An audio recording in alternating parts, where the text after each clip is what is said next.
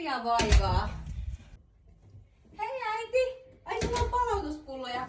Hei mä vien nää kaupkaa, niin sun ei tarvi. Hei äiti, mä sain joltain äijät viestiä Tinderissä, mutta mitä me oikein vastataan tähän? Hei äiti, nää salikamat tuolla haisee, voiko sä tehdä näille jotain?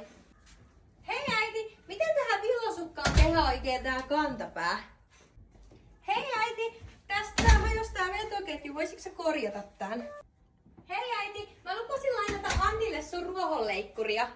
Hei äiti, mulla on vähän kiire, mutta onko sulla jotain ruokaa valmiina? Hei äiti, mulla on himas vähän tylsää, niin mä otan tän koiran. Äiti! Äiti! Äiti! Äiti, missä sä oot? Valitetaan, etten ikinä käy kylässä, mutta sit kun mä tuun kerrankin, niin ei täällä edes olla. Mitä mun piti sanoa? On se kumma.